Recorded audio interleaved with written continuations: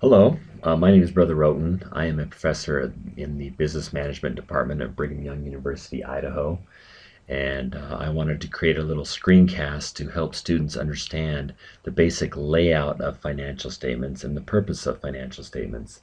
Now, this screencast is designed as an introductory module for students who may not have had any experience or exposure with financial statements. In order to understand financial statements, it may be helpful to understand why they're required. After the stock market crash of 1929, the Securities and Exchange Commission basically required all publicly traded companies to file financial statements so that the public would understand what the financial health was of the companies that they were investing in. Now, the Securities and Exchange Commission basically requires these companies to follow generally accepted accounting principles, or GAAP, as they file these financial statements. And the generally accepted accounting principles can change from time to time, but this screencast will basically illustrate what the current, as of 2015, the current generally accepted accounting principles are in regards to financial statements. So all publicly traded companies are required to file four basic financial statements. You have the income statement, the balance sheet, the cash flow statement, and the statement of shareholders' equity. Now in this video, we're going to go over the income statement and the balance sheet more in depth.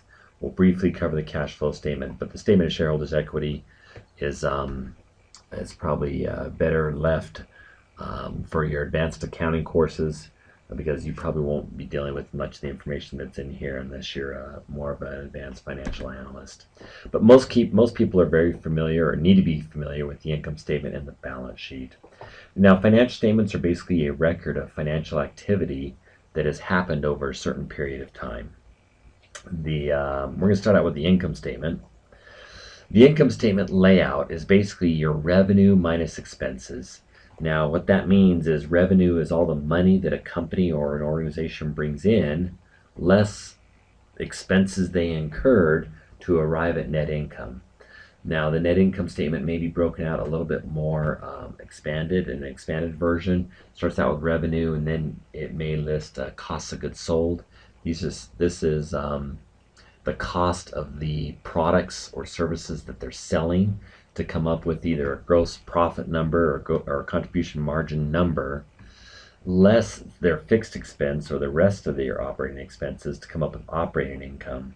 And then finally you subtract out interest and income taxes to come up with net income.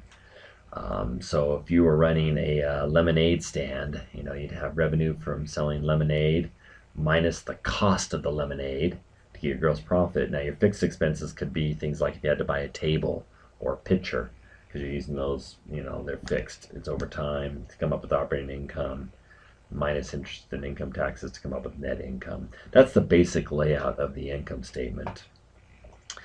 Now, one other thing on the income statement. The income statement is what we call a temporary statement. What that means is it's over a period of time, and then it is usually reset to zero. So you have an income statement for, say, a month, or an income statement for, say, a quarter or for a year, and it measures the revenue and expenses for that time period, but then it's reset to zero. The balance sheet, the layout of the balance sheet is assets equals liabilities plus equity. This must always stay in balance. Now the balance sheet is basically a financial statement that shows what the company has on hand, what their assets are, minus, or it needs to equal, either what they borrowed or what people have put into the company. This is the balance sheet. Some examples of assets would be like cash, inventory, buildings, land. These are all assets that a company has. Liabilities may be amounts they owe to the bank, amounts they borrowed from different vendors.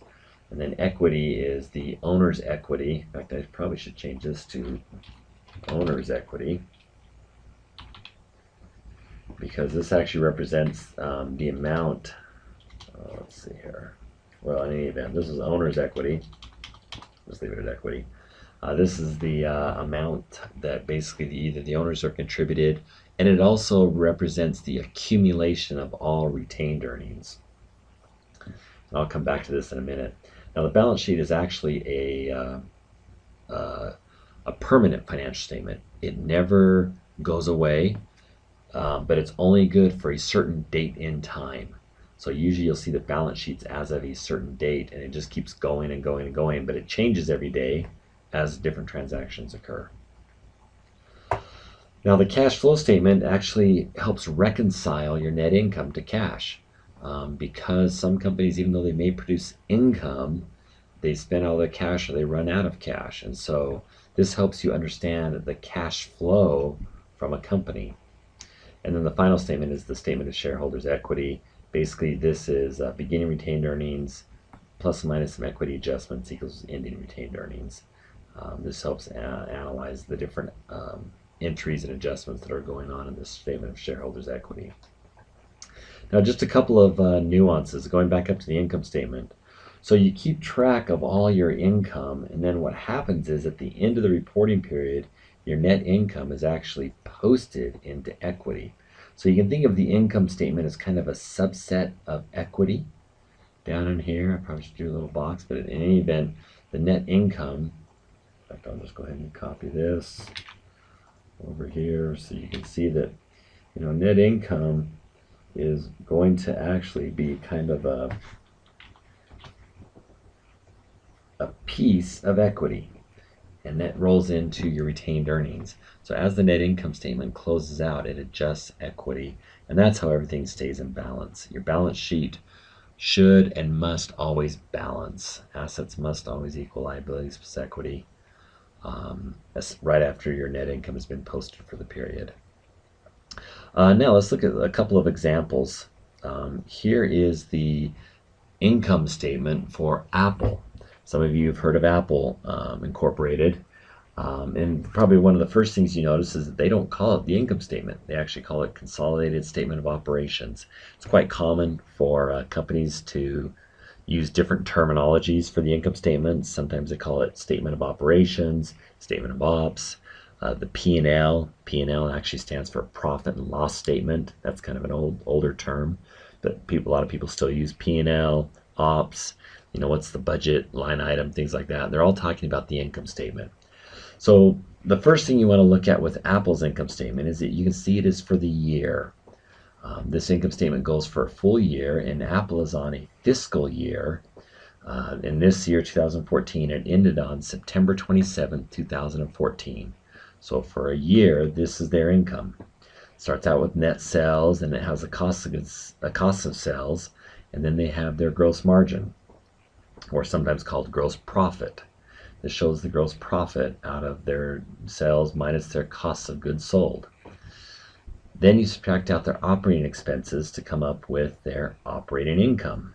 In fact, I'll go ahead and just highlight some of these terms. And then you subtract out taxes and other interest and expense items to come up with net income.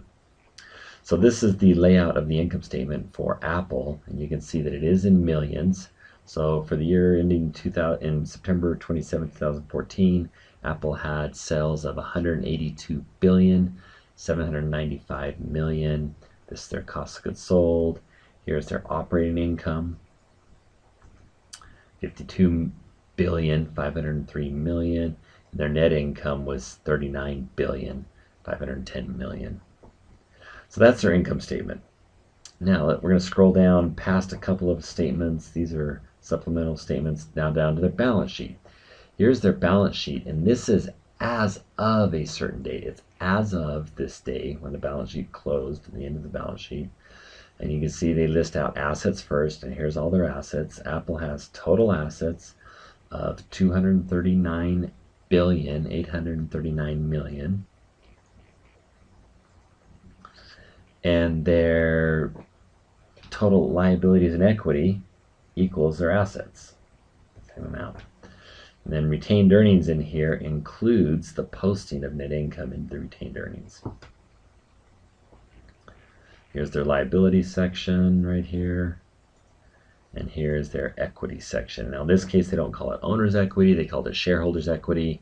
Whether it's equity, shareholder's equity, stockholder's equity, or owner's equity, it's all the same area, same amounts.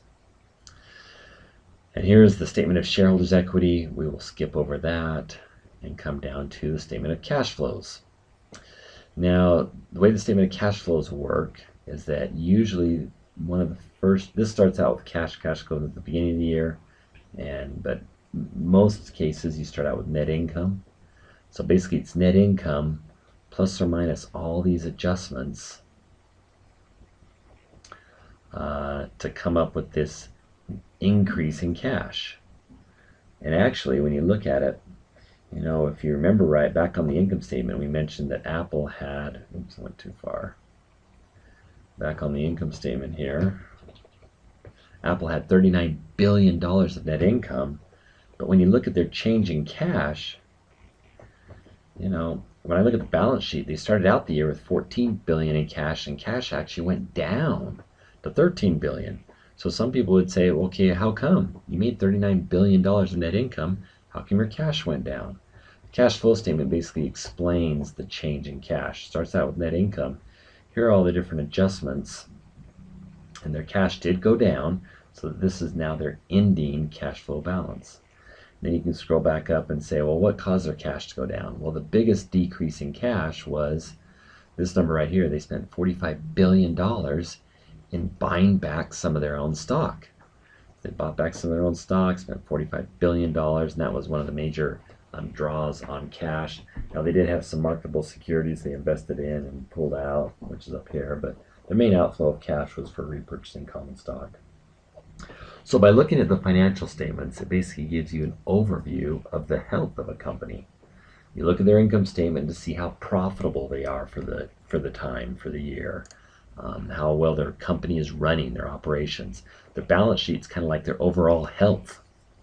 You know, how much cash do they have on hand? How healthy are they financially? Cash flow statement helps explain where the cash went for the year. Income statement shows revenue and expenses for the year, but the cash flow shows the amount of cash and where it went for the year. And the statement of shareholders' equity would help you understand the changes of equity positions throughout the time period. So that's kind of an overview of the financial statements of a company. Hopefully that's helpful and gives you some background on financial statements, their layout, and what they're used for. Thanks.